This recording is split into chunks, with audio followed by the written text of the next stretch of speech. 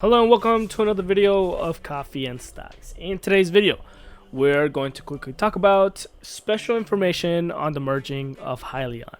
But before we get started, how about we get some coffee? Alright, let's get one thing straight, and that I am not a financial advisor, so don't take my words as advice. Please don't forget to drop a like on this video as well as to subscribe, because it really does go a long way in supporting the channel, and I really do honestly appreciate every single one of you guys. So let's first see what's going on with Tortoise acquisition before we get into this obviously this whole document. So SHLL started very good today, going for a high of about $55.69, which is around a 10% increase. And that's pretty good given we had such a horrible and red market late last week, which, even with the red last couple days, we've seen Tortoise acquisition up for more than 33%, which is pretty incredible. Getting into the document here, we see an article by WCCF Tech that Tortoise acquisition, SHLL, now expected to formalize its merge with Hyliion on the 28th of September, which is this month. That's, that looking deeper means that it's the date on which much anticipated merger will be put to vote by its shareholders to see if it's approved or not. Obviously, if it is approved, which we know it most likely will be approved, let's not lie here, the merger will happen on the 29th, giving all of us the most expected moment we've all been waiting for this company. Another special meeting of the shareholders is already scheduled specifically for 9:30 a.m. Eastern Time on the 20th of September 2020. And in case you as a shareholder want to attend, you can do so for the event until the morning of the 23rd of September. So you can sign up and you could vote on this thing. Now, if many of you didn't know, after the merger happens, then SHLL will become HYL, and then it will become available, to be publicly traded. They do have a merge ratio of 1:1, so however many shares you own of Tortoise acquisition, that's how many shares of Hyliion you would have after the merger. So you don't have to worry about anything but wait on this merger to happen, hopefully, on the 29th, if everything does if everything goes pretty quickly after the voting.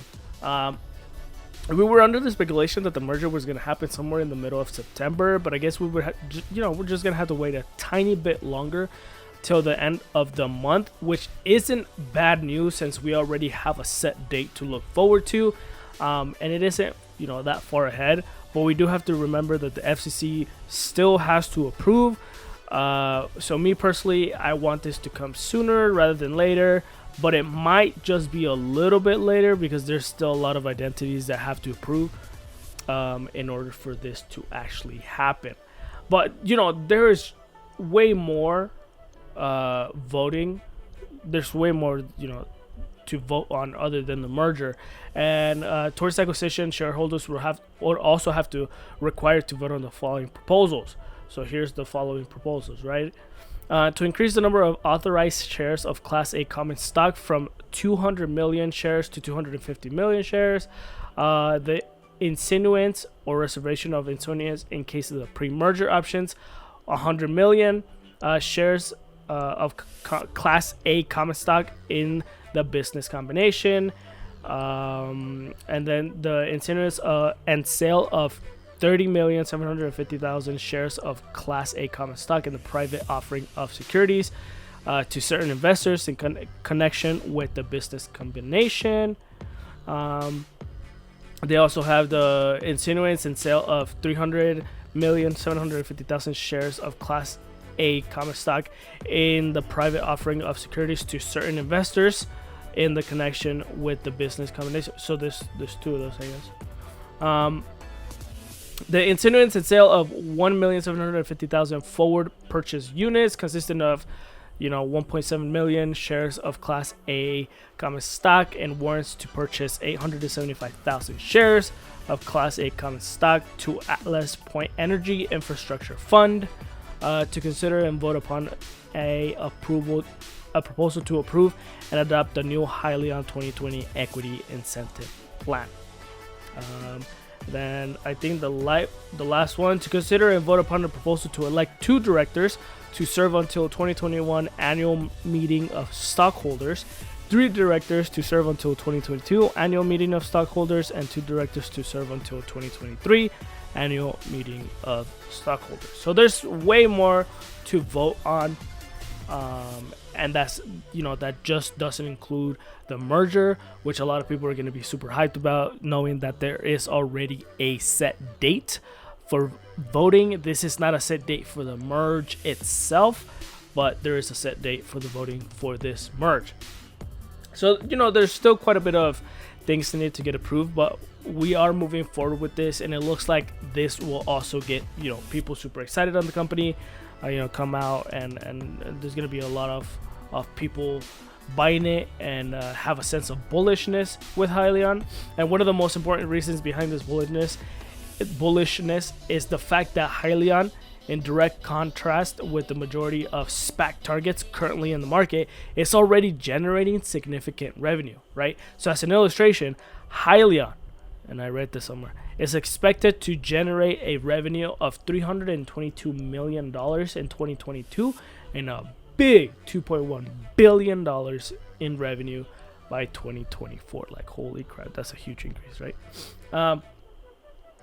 Now, I came across this interesting Reddit article that explains some information that I want you guys to know about, and there's a couple of theses, and I know I had a couple of you viewers that told me about this.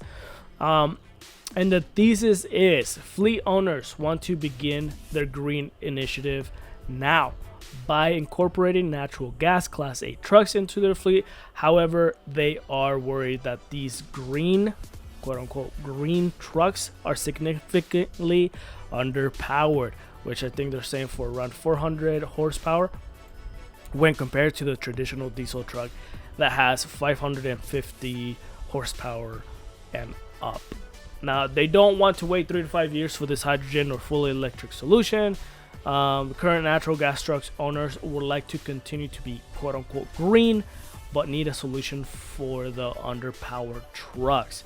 Now, in comes Hyliion with their hybrid electric retrofit, which could solve the power issue, which adds 100 plus horsepower, as well as make the truck more fuel efficient overall. So, there's 2 things that Class 8 truck drivers would really appreciate. It is, it adds 100 horsepower on top of, the hybrid electric retrofit, as well as it's better on fuel. Now, below are a couple of Hyliion's early customers: Wegmans, which HEB, and an educated estimate on the potential for hybrid units sold in the short term, just to these 2 customers that I'm going to show you guys in a little bit. So consider this, and it shows you right here, quote unquote, low hanging group for Hyliion, as they can just leverage their existing relationships to procure the cell. The current MSRP for retrofit is $29,000 to $39,000, so it isn't that bad compared to those of Nikola and Tesla. So we have Wegmans and HEB fall into the regional group, as they only operate with their respective states. Hyliion is currently the only company offering solution for RNG and CNG and electric, right? So Wegmans, a grocery chain based out of Rochester, New York, with 100 plus locations, right? They've only had, we already know that this is an existing customer. So today, they have at least 2 Hyliion hybrids on the road, right? So in the short term, 10 to 13 NG trucks for retrofit, which isn't bad. In the long term or midterm, they're able to buy more than 160 trucks, which would create an approximate of about $5 million in revenue, assuming all of their trucks are converted to Hyliion, which is around 175 trucks, which is just currently the ones that they own. So if they convert all of their own trucks to Hyliion trucks and they, you know, retrofit it or whatever to their electric or zero emissions ones, they will create the $5 million in revenue themselves. And this is just one customer, right? So then we go to HEB, which is another grocery chain based out of Texas with 340 plus locations. Now I know there's a photo right here of this truck being, I guess, you know, I'm guessing, quote unquote, retrofitted. Hasn't been officially announced as a customer, but their truck has been spotted at the warehouse, right? Today, with this truck being spotted at the warehouse, we could only speculate that they have one Hyliion hybrid on the road. Short term has 60 plus NG trucks for retrofit, which isn't bad. Long term, 550 trucks for retrofit.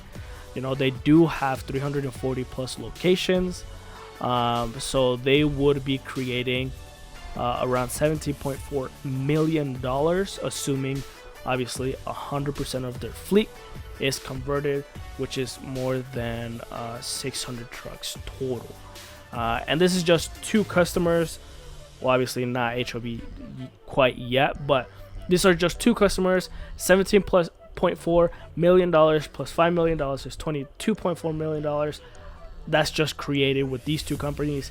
Imagine, you know, how far they're gonna get when the merger happens. When the shareholders approve on this and they get the ball moving. You know, 2020 won't be a, you know, having them, you know, sell a lot of trucks, but 2021 is going to be an increase on the dramatic side. It's just going to go up so high. So make sure to jump into it. And mind, this is just my opinion. Don't take my words as advice. Just letting you, don't forget to do your homework. Anyways, that's the end of today's video. Hopefully you guys liked it. Huge news for Hyliion and their investors being able to vote for the approval of the merge, which will have a lot of people buying this stock and ramping it up on the price, which in return will give all of us as investors great returns. Also, don't forget to like this video as well as to subscribe, because honestly it really does go a long way in supporting the channel. And comment below if there's any other topics you guys would want me to make. But until next time, see you guys next time on Coffee and Stocks.